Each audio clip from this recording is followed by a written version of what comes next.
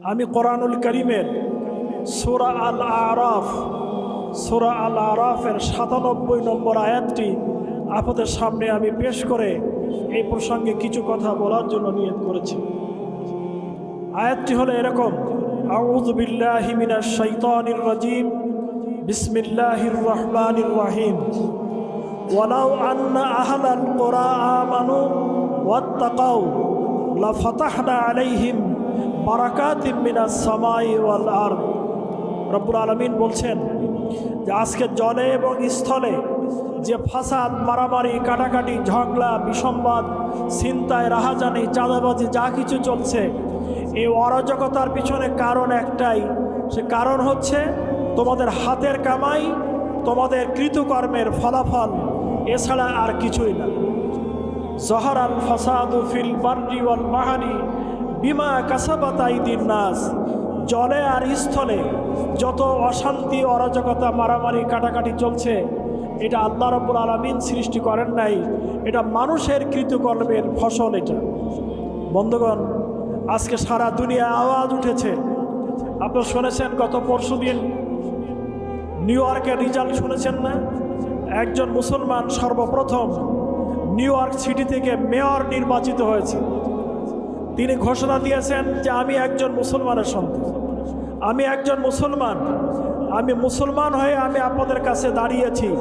তিনি পৃথিবীর সবচেয়ে শক্তিধর রাষ্ট্র আমেরিকার নিউ ইয়র্কে তিনি বিপুল ভোটে মেয়র নির্বাচিত হয়েছেন। আলহামদুলিল্লাহ। আজকে চারিদিকে আওয়াজ উঠেছে যে মানুষের সমাজ, মানুষের তৈরি করা মতবাদ আমরা দেখেছি, আর মানুষের এই বস্তা পোষা মতবাদ আমরা দেখতে চাই না। আমরা কোরআনের রাজ চাই, কোরআনের সমাজ চাই, আমরা রসুলের আদর্শের বাস্তবায়ন দেখতে চাই। আজকে তরুণ এবং যুবকদের ভিতরে, আজকে মুরব্বানে কেরামের ভিতরে, হযরত উলামায়ে কেরামের ভিতরে, মা বোনদের ভিতরে একটাই আওয়াজ যে আল কোরআনের সমাজ চাই, রসুলের আদর্শের সমাজ চাই। এ সমাজ ভাঙতে হবে, নতুন সমাজ গড়তে হবে। অতএব এই সমাজ ভাঙতে হবে। এই সমাজ ভাঙার জন্য যে অস্ত্র আল্লাহ রাব্বুল আলামিন আমাদের হাতে দিয়েছেন তা হচ্ছে মহাগ্রন্থ আল কোরআনুল কারীম।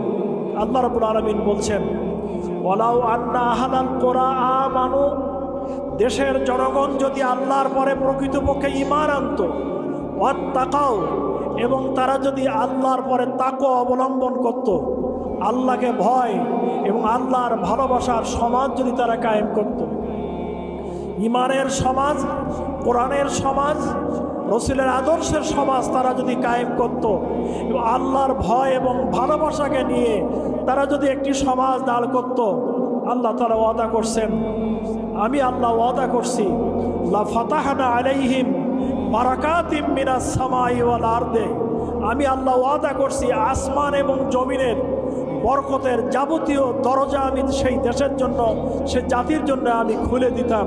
বরকত দিয়ে দেশটাকে আমি ভরপুর করে দিতাম।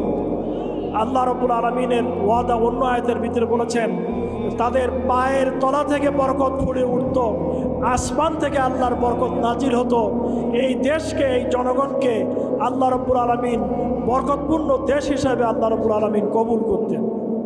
তার শর্ত হলো দুইটা মাত্র: আমানু ওয়াত্তাকাউ, তারা যদি ঈমান আনে এবং তারা যদি কোরআনের নীতি, তাকওয়া, আল্লাহর ভয় এবং ভালোবাসাকে নিয়ে যদি তারা সামনে আসে, আল্লাহ রাব্বুল আলামিন সমাজের যাবতীয় অন্ধকারকে দূর করে দিয়ে সেখানে আল্লাহ রাব্বুল আলামিন বরকতের সমাজ দান করবেন।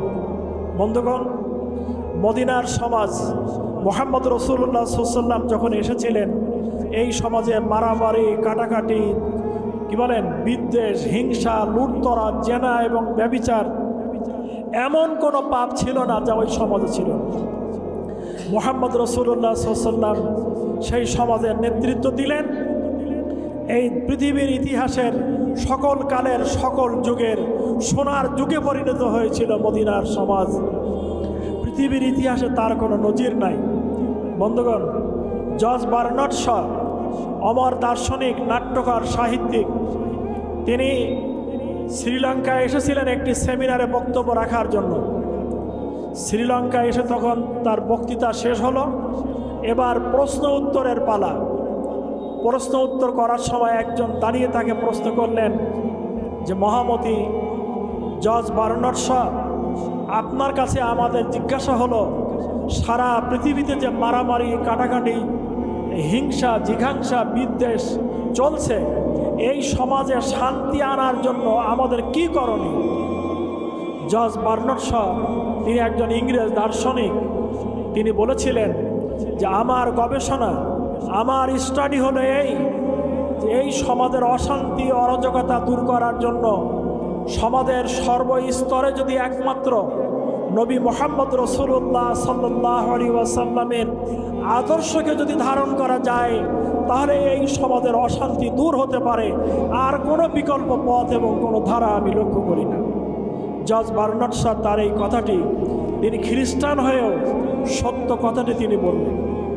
কলকাতা গড়ের মাঠ, সেখানে একটা অনুষ্ঠান চলছে, বিভিন্ন ধর্মের অনুসারীরা একই স্টেজে বসা আছেন, বক্তব্য রাখছেন। তখন মুসলমানের যিনি পণ্ডিত ছিলেন, তিনি বক্তব্য রাখছেন। এই বক্তৃতার সামনে শ্রোতাদের মধ্যে বিভিন্ন ধর্মের লোক বসা ছিলেন, স্টেজে যারা ছিলেন তারাও বিভিন্ন ধর্মের মনীষীরা বসা ছিলেন। তার বক্তৃতা চলাকালে তিনি এক পর্যায়ে বললেন, সম্মানিত ভাইরা, আল্লাহ রাব্বুল আলামিন যে কোরআনুল কারীম পাঠিয়েছেন, এই কোরআনুল কারীম শুধু আমাদের ব্যক্তি জীবন না, সমাজ জীবন না, রাষ্ট্র জীবন না, মানব জীবনের সকল দিক এবং বিভাগের সমাধান দিয়েছে আল কোরআন। এমনকি মানুষের চিকিৎসা শাস্ত্র, চিকিৎসা বিদ্যা, মানুষ অসুস্থ হলে তার সুস্থতার প্রেসক্রিপশন আল্লাহ রাব্বুল আলামিন কোরআনুল কারীমের মধ্যে দান করেছেন। ওই সময় বসা ছিলেন ইটালিয়ান একজন ভদ্র মহিলা। তার অনেকক্ষণ থেকে মাথা ব্যথা হচ্ছিল। তিনি মুসলিম পণ্ডিতের বক্তব্য শুনে এগিয়ে গেলেন, স্টেজের সামনে যেয়ে বললেন, মাওলানা সাহেব, আমার অনেকক্ষণ থেকে মাথা ব্যথা করছে। আপনি বললেন কোরআনুল কারীম দিয়ে মানুষের শরীরে যদি কোরআনুল কারীম ব্যবহার করা যায় তাহলে তার অসুখ দূর হয়। আমি অনেকক্ষণ থেকে মাথা ব্যথায় কষ্ট পাচ্ছি, আপনি আমার কোরআনের চিকিৎসা ব্যবহার করে আমার মাথা ব্যথাকে ভালো করে দেন। বন্ধুগণ, এরকম একটা চ্যালেঞ্জ যদি সামনাসামনি মোকাবেলা করেন, আর ওই মাওলানা সাহেব যদি বলেন যে হ্যাঁ আমি কথা বলছিলাম, কথা ঠিক, কিন্তু আমার ওইরকম আমল নাই, তাহলে তো মানুষ ভুল বোঝাবুঝি হবে। এই জন্য উনি আল্লাহ রাব্বুল আলামিনের পরে ভরসা করে অত্যন্ত ইস্তেকামাতের সাথে, দৃঢ়তার সাথে তিনি বললেন যে আপনার কোথায় মাথা ব্যথা করছে, আপনি 2 আঙুল দিয়ে চেপে ধরেন। ভদ্র মহিলা 2 আঙুল দিয়ে কপালে চেপে ধরলেন। মাওলানা সাহেব সূরা আল ফাতিহা তেলাওয়াত করে, পাঠ করে তিনি তার মাথায় ফু দিলেন এবং জানতে চাইলেন যে আপনি এবার দেখেন তো আপনার মাথা ব্যথা ভালো হয়েছে কিনা। ভদ্র মহিলা হাত কপাল থেকে সরাই নিয়ে তিনি বললেন যে আমি এই কথাটি মাইকে বলতে চাই যে আপনার চিকিৎসা আমার কাজে লেগেছে কিনা, এটাকে দেখার জন্য আমাকে মাইক দেন। তিনি মাইকে চলে আসলেন এবং তিনি ঘোষণা করলেন যে মাওলানা সাহেব যে বক্তব্য রেখেছেন যে কোরআনুল কারীম মানব জীবনের সকল সমস্যার সমাধান, এমনকি ওয়ানুনাজ্জিলু মিনাল কোরআনে মা হুয়া শিফা, কোরআনুল কারীমের মধ্যে আল্লাহ রাব্বুল আলামিন যা পাঠিয়েছেন তা তাদের চরিত্রের শেফা, তাদের মনের রোগের শেফা এবং তাদের দৈহিক অসুখ হলে তারও নিরাময় এবং তারও শেফা। এটা প্রমাণিত হয়েছে। আমি দীর্ঘক্ষণ থেকে আমার মাথা ব্যথা করছিল, আমার মাথা ব্যথা ভালো হয়ে গিয়েছে। আমি এখনই ঘোষণা করতে চাই যে আমি এই মুহূর্ত থেকে আর খ্রিস্টান না, আমি এখন থেকে ইসলাম গ্রহণ করে আমি মুসলমান হওয়ার ঘোষণা প্রদান করছি। বন্ধুগণ, এই জন্য কোরআনুল কারীম আমাদের হাতে আছে। আল্লাহ রাব্বুল আলামিন স্পষ্ট করে কোরআনকে আমাদের সামনে দিয়ে বলেছেন যে কোরআন হচ্ছে এমন একটি কিতাব, মা হুয়া শিফা, তোমাদের যত রোগ আছে, সমাজের যত জায়গায় যত ব্যাধি আছে, কোরআন হচ্ছে তার চিকিৎসা শাস্ত্র। কোরআন দিয়ে যদি তুমি সেখানে চিকিৎসা করো, তোমাদের সেই রোগ ভালো হয়ে যাবে। সাহাবায়ে কেরামের মধ্যে আমরা এমন দেখেছি, রাসূল কারীম সাল্লাল্লাহু আলাইহি ওয়াসাল্লামের সামনে একজন সাহাবী এসে বলছেন, ইয়া রাসূলুল্লাহ, ইন্নী আসাবতু হাদ্দান ফাআকিম আলাইয়া ফি কিতাবিল্লাহ। হে আল্লাহ রসুল, আমি এমন একটি অপরাধ করে এসেছি, আমার পরে হদ কায়েম করা জরুরি হয়ে গিয়েছে, আপনি আমাকে শাস্তি দিন। আল্লাহ রসুল মাথা ঘোরায় নিলেন। তিনি আবার রসুলের সামনে গিয়ে বলছেন, ইয়া রাসূলুল্লাহ, আমি একজন খেজুর বিক্রেতা, আমার খেজুরের দোকান ছিল। একজন ভদ্র মহিলা আমার দোকানে খেজুর কিনতে আসলে তার চেহারা দেখে আমার নফসানিয়াত সৃষ্টি হয়। আমি তাকে বললাম যে আপনি আমার দোকানের ভিতরে আসেন, ভিতরে এর চেয়ে আরও ভালো খেজুর আছে। আমি এই কথা বলে তাকে আমার দোকানের ভিতরে নিয়ে আমি তার স্পর্শ করেছি এবং তার কপালে আমি চুমু খেয়েছি।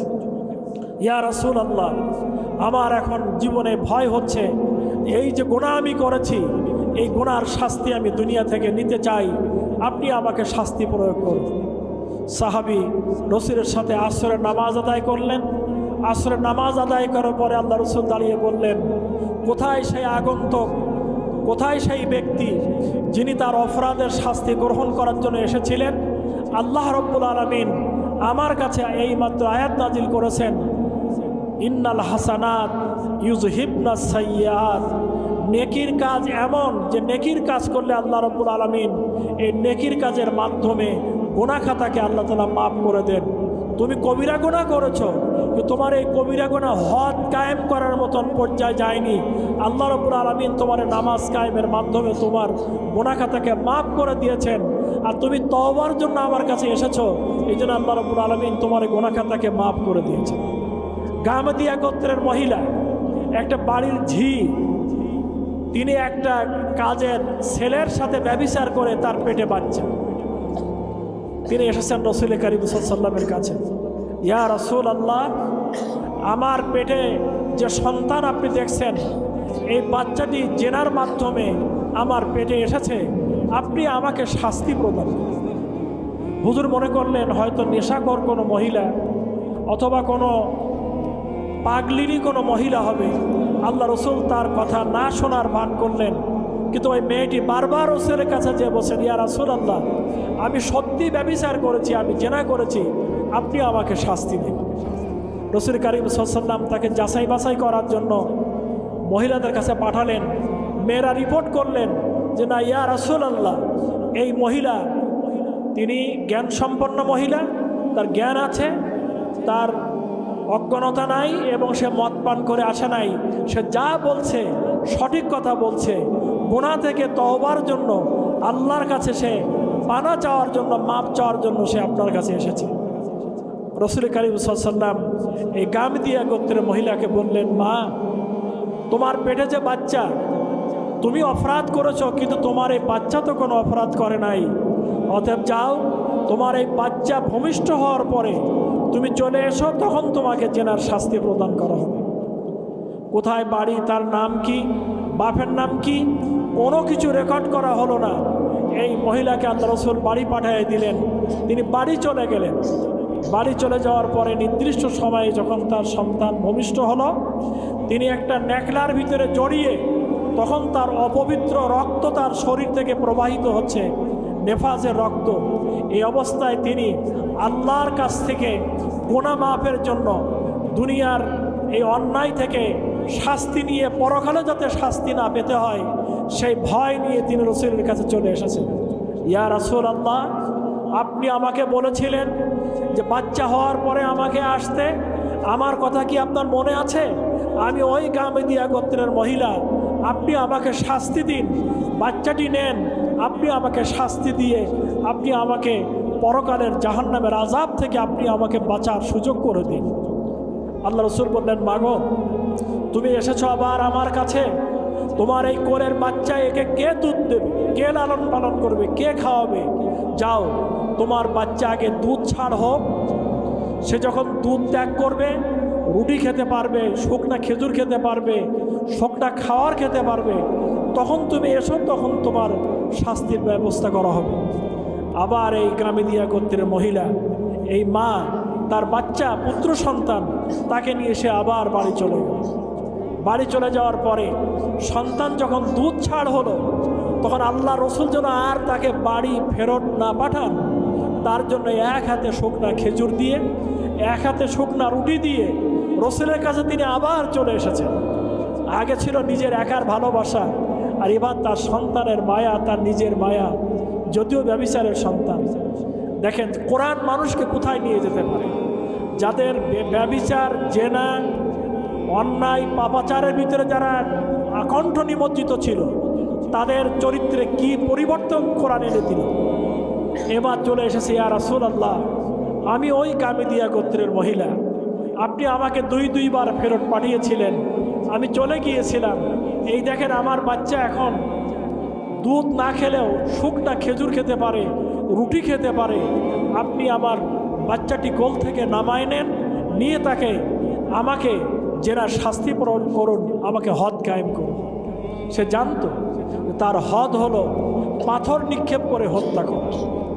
হাদিস শরীফে এসেছে, তার কোল থেকে যখন এই বাচ্চাটি নামায় নেওয়া হচ্ছিল, তখন সাহাবায়ে কেরাম যারা ছিলেন তাদের চেহারার ভিতরে, চোখের ভিতরে পানি দেখা গেল, কান্নার একটা অবস্থা সৃষ্টি হয়ে গেল, সবাই কান্নাকাটি করতে লাগলো। এই বাচ্চাটিকে করে নিয়ে এই মহিলাকে হদ কায়েম করার যে জায়গা, সেখানে নিয়ে পাথর মেরে তাকে হত্যা করা হলো। যারা পাথর মারছিলেন তার ভিতরে হযরতে খালিদ ইবনে ওয়ালিদ রাদিয়াল্লাহু তাআলা আনহু তিনি ছিলেন। খালিদ ইবনে ওয়ালিদ যখন পাথর নিক্ষেপ করছিলেন, তখন এই পাথরের আঘাত লেগে ওই মহিলার কপালের ফিনকে দেওয়া রক্ত হযরতে খালিদ রাদিয়াল্লাহু তাআলা আনহুর গায়ে লেগে যায়।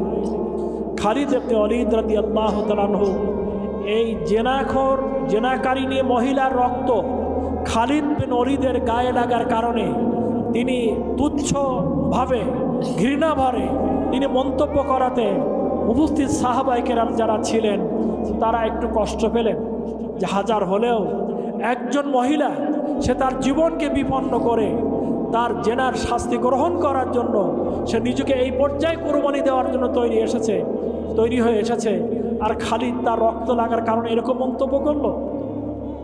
ফিরে আসলেন আল্লাহ রসুলের কাছে, আল্লাহ রসুলকে রিপোর্ট করলেন, ইয়া রাসূলুল্লাহ, আমরা যখন পাথর মারছিলাম তখন খালিদ ইবনে ওয়ালিদ রাদিয়াল্লাহু তাআলা আনহু তিনিও পাথর মারছিলেন। মহিলার গায়ের রক্ত খালিদের গায়ে লাগার কারণে তিনি এরকম বিরূপ মন্তব্য করেছেন, ইয়া রাসূলুল্লাহ। হুজুর বললেন, খালিদ তুমি কি সত্যি এরকম করেছো? খালিদ ইবনে ওয়ালিদ বললেন, ইয়া রাসূলুল্লাহ, একজন জেনাকারিনী মহিলা, তার নাপাক রক্ত আমার গায়ে লাগবে, এটা তো আমি এই কারণেই ঘৃণা ভরে এরকম মন্তব্য করেছি। হুজুর বললেন, শোনো, একটু আগে তোমরা যখন তাকে পাথর নিক্ষেপ করে হত্যা করছিলে, সে সময় হযরতে জিবরাইল আলাইহিস সালাম আমার কাছে এসে হাজির হয়েছিল। তিনি হাজির হয়ে আমাকে সংবাদ দিলেন, ইয়া রাসূলুল্লাহ, আপনারা যদি কোনো জান্নাতি মানুষ দেখতে চান তাহলে এই গামেদিয়া গোত্রের এই মহিলা যে জেনার শাস্তি গ্রহণ করার জন্য নিজের মায়া ত্যাগ করে, সন্তানের মায়া ত্যাগ করে জাহান্নামের আযাব থেকে বাঁচার জন্য সে নিজেকে এইভাবে কোরবানি করেছে। অতএব আপনারা যদি কোনো জান্নাতি মানুষ দেখতে চান তাহলে ওই মহিলাকে দেখে আসেন। সুবহানাল্লাহি বিহামদিহি। হুজুর বললেন যে খালিদ, এই মহিলা এমন তওবা করেছে, তার তওবা যদি দুনিয়ার সমস্ত পাপীদের জন্য ভাগ করে দেওয়া হতো তাহলে সকল পাপীদের পাপ ক্ষমার জন্য তার এই তওবাটি যথেষ্ট ছিল। বন্ধুগণ, আমি কথাটি এই জন্য বললাম যে কোরআনুল কারীম মানুষকে কোন জায়গা থেকে কোথায় নিয়ে গিয়েছে, কোরআনুল কারীম রসুলের আদর্শ কোন স্থান থেকে কোন স্থানে নিয়েছে। এই জন্য এই কোরআন আজও আমাদের মাঝখানে বিদ্যমান, এই কোরআন আজও আমাদের কাছে বিদ্যমান, রসুলের সুন্নাহ হাদিস আমাদের কাছে বিদ্যমান। কিন্তু সমাজে কায়েম হয়ে আছে ব্রিটিশের আইন, ইহুদি এবং নাসারাদের আইন। ম্যাক্সিমাম আইন আমাদের দেশে এখনও ব্রিটিশের তৈরি করা আইন, ইহুদি এবং নাসারাদের তৈরি করা আইন। আমরা সূরা ফাতিহার মধ্যে কি বলি? গায়রিল মাগদুবি আলাইহিম ওয়ালাদ-দাল্লিন। হে আল্লাহ, যাদের পরে গজব, যাদের পরে তোমার অভিসম্পদ, যারা পথভ্রষ্ট, তুমি আমাদের তাদের দল থেকে বাঁচাও, তুমি আমাদের তাদের আদর্শ থেকে রক্ষা করো। সূরা ফাতিহার ভিতরে আমরা কথা বলি, কিন্তু আমাদের আদালত, দেওয়ানি আইন, ফৌজদারি আইন, হাইকোর্ট থেকে সুপ্রিম কোর্ট থেকে নিয়ে নিম্ন আদালত পর্যন্ত সব জায়গায় ভরপুর হয়ে আছে মানুষের তৈরি করা আইন এবং ব্রিটিশের তৈরি করা আইন। এদিকে আমরা আল্লাহু আকবার, সামি আল্লাহু লিমান হামিদা, রব্বানা লাকাল হামদ, তাই তো এ কথা আমরা বলছি, কিন্তু বাস্তব জীবনে এসে আমরা কেউ এই কোরআনের প্রয়োগ আমরা সমাজে দেখতে পাচ্ছি না। পার্লামেন্ট যদি চলে মানুষের আইনে, হাইকোর্ট যদি চলে মানুষের আইনে, সুপ্রিম কোর্ট যদি চলে মানুষের আইনে, তাহলে এই আইনের অধীনে বসবাস করে সেই সমাজের মানুষ কোরআনের চরিত্রবান হওয়া সেই মানুষের পক্ষে সম্ভব নয়। আমি মুহাদ্দিস আব্দুল খালেক, মাওলানা আমাদের আমির সাহেব, চেয়ারম্যান সাহেব, আপনারা আমরা সকলেই তখন বাধ্য হতে হয় যে আইনের কারণে আমাদেরকে সেই আইন মেনে নিয়ে আমাদেরকে সেখানে তার বশ্যতা স্বীকার করতে হয়। ভাইরা আমার, আমরা ব্রিটিশকে দেখেছি, আমরা ব্রিটিশকে তাড়িয়েছি, কিন্তু আইন কিন্তু তাড়াতে পারি নাই। সেই তাদের প্যানেল কোড, তাদের তৈরি করা আইন আমাদের দেশে বলবৎ। অথচ আল্লাহ রাব্বুল আলামিন কোরআনুল কারীমের সূরা মায়েদার মধ্যে তিনটা আয়াতের মধ্যে কি বলেছেন দেখেন, এটা আপনাদের জানা জিনিস। ওমান লাম ইয়াহকুম বিমা আনজালাল্লাহ ফাউলাইকা হুমুল কাফিরুন। আমার নাজিল করা এই আল কোরআনের বিধান দিয়ে যারা বিচার এবং ফয়সালা করে না, তারা কাফের, তারা ফাসেক, তারা জালেম। এই কথাটি তিনবার আল্লাহ রাব্বুল আলামিন বলেছেন। ফাউলাইকা হুমুল কাফিরুন, ফাউলাইকা হুমুল জালিমুন, ফাউলাইকা হুমুল ফাসিকুন। তারা কাফের, তারা ফাসেক এবং তারা জালেম। অতএব এই সমাজ ভাঙতেই হবে, এই সমাজ ভাঙতেই হবে। কোরআনের সমাজ গড়তে হবে, রাসূলের আদর্শের সমাজ গড়তে হবে। সারা দুনিয়ায় আজকে রব উঠেছে, সারা পৃথিবীতে আজকে আওয়াজ উঠেছে। আমি আগেই বলেছিলাম যে নিউ ইয়র্কের মাটিতে যদি মুসলমানরা বিজয়ী হতে পারে, আমি মুসলমানের সন্তান বলে, তাহলে আমরা কোরআনের দলের মানুষ, আমরা কোরআন নিয়ে কথা বলবো, কোরআন নিয়ে পার্লামেন্টে যাব, রাসূলের হাদিস নিয়ে আমরা পার্লামেন্টে কথা বলবো। এই কথার পক্ষে মুসলমানরা থাকবে না কি? আপনারা এই কথার পক্ষে নাই? অতএব আমরা সকলে কোরআনের সাথে আছি, আমরা কোরআন নিয়ে চলবো, কোরআন নিয়ে পার্লামেন্টে যাব, কোরআনের সমাজ আমরা কায়েম করব। এর মাধ্যমে আল্লাহ রাব্বুল আলামিন বলেছেন যে আমি তোমাদের বরকতের দরজা খুলে দেব, আল্লাহ ওয়াদা করেছেন। অতএব এখানে গরিব, দুঃখী, বুভক্ষ মানবতা, বেকার যুবক, হিন্দু, মুসলমান, বৌদ্ধ, খ্রিস্টান সকলেই এই আইনের সুশীতল ছায়াতলে তারা যখন আসতে পারবে, তখন একটা মদিনার সমাজ, একটা সুন্দর সমাজ, এই সমাজ গড়ে উঠবে। আমাদের সম্মানিত আমিরে জামাত তিনি ঘোষণা করেছেন, আমরা নিজেরা জুলুম করি না এবং আমরা জুলুম করব না এবং আমরা জুলুম করতেও দেব না। কি বলেন? আমরা জুলুম করি না, আমরা জুলুম করব না এবং আমরা জালেমদেরকে এখানে জুলুম করতে দেব না। আমরা অন্যায় করি না, আমরা অন্যায় করব না, অন্যায় হতে আমরা এখানে দেব না, অন্যায়কে আমরা সহ্য করব না। অতএব এই ব্যাপারে আমাদেরকে রুখে দাঁড়াতে হবে। আল্লাহ রাসূল হাদিসে কি বলেছেন? মান রাআ মিনকুম মুনকারান ফালইউগাইয়িরহু বিয়াদিহি। তোমাদের ভিতরে যদি কোনো মানুষ ইমানদার বলে দাবি করে, তার দায়িত্ব হলো তার সামনে যখন কোনো অন্যায়, কোরআন বিরোধী, হাদিস বিরোধী কোনো কাজ যখন সে দেখবে, সে তখন তার শক্তি দিয়ে এটাকে প্রতিরোধ করবে, এটাকে প্রতিহত করবে, এটাকে বন্ধ করে দেবে। যদি শক্তি না থাকে তাহলে প্রতিবাদ করবে, আর না থাকে সুসংঘবদ্ধভাবে, সম্মিলিতভাবে, জামাতবদ্ধভাবে, সকলে মিলে ঐক্যবদ্ধভাবে কোরআন বিরোধী, হাদিস বিরোধী যত মতবাদ, সকল মতবাদকে উপেক্ষা করে কোরআনের রাজ কায়েম করার জন্য সকলে মিলে এগিয়ে যাবে। অতএব আসুন, আমি আমার কথা সংক্ষেপ করতে চাই। আমরা সকলে মিলে নতুন প্রভাত, আজকে এখানে হাজার হাজার তরুণ যুবকরা বন্ধুত্ব বরণ করেছে। কি বলেন? আমাদের হযরতে মাওলানা দেলোয়ার হোসেন সাইদি সাহেব যেদিন রায় হলো, আপনাদের এই মাহফিলে বসে আছেন যারা গুলি খেয়েছিলেন, এখানে মামলা খেয়েছিলেন, সাতক্ষীরার মাটিতে এক জায়গায় ৬ জন ভাই শাহাদাত বরণ করলেন, ১৬৭ জন লোক একদিনে শাহাদাত বরণ করলেন। হযরতে মাওলানা দেলোয়ার হোসেন সাইদি সাহেব সহ আমাদের ১১ জন শীর্ষ নেতাকে ফাঁসি দেওয়া হয়েছে, হাজার হাজার নেতাকর্মীকে আহত করা হয়েছে, শত শত ভাইদেরকে শহীদ করা হয়েছে, নেতাকর্মীদেরকে জেলখানে আটক করা হয়েছে। এত ত্যাগ, এত কোরবানি কোনো দলের পক্ষ থেকে তাদের দিতে হয়নি। বন্ধুগণ, এই ত্যাগ এবং এই কোরবানি সফল হবে, সার্থক হবে ওই সময় যখন এই কোরআনের সমাজ যদি আমরা কায়েম করতে পারি, রসুলের আদর্শ যদি আমরা কায়েম করতে পারি, তাহলে আমাদের এই রক্ত দেওয়া, আমাদের জেলে যাওয়া, আমাদের শাহাদাত বরণ করা, এটাই আমাদের সফল এবং সার্থক হবে। আসুন সেই সমাজ গড়ার জন্য যুবকরা তোমরা এগিয়ে আসো, তরুণরা এগিয়ে আসো। তোমরা যেমন রক্ত দিয়ে নতুন প্রভাত এনেছ, তোমাদের পরেও তার আহ্বান জানাই, তোমাদেরকে এগিয়ে আসে কোরআন হাতে নিয়ে কোরআনের সমাজ কায়েম করার জন্য তোমাদের আবার তাজা রক্ত লাগে, তোমাদের রক্ত দিতে হবে। আমরাও প্রস্তুত, আপনারাও প্রস্তুত। যুবক, তরুণ, মা এবং বোনেরা, আমরা সকলেই কোরআনের জন্য প্রস্তুত। রব্বুল আলামিন আমাদেরকে তৌফিক দান করুন, আমাদেরকে কবুল করুন। আমরা সকলেই যেন আল্লাহর দ্বীনের জন্য ভালোবাসা, আল্লাহরই জন্য ভালোবাসা, রসুলের জন্য ভালোবাসা, শত্রুতা এবং বিদ্বেষ আল্লাহর জন্য, রসুলের জন্য। ভালোবাসা হলে আল্লাহর জন্য, আল্লাহ রসুলের জন্য।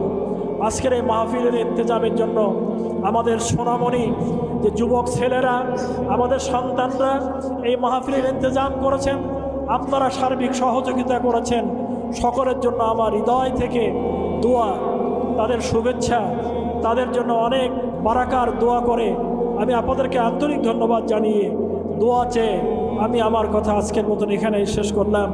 ও আখিরু দাওয়ানা আনিল হামদুলিল্লাহি রাব্বিল আলামিন।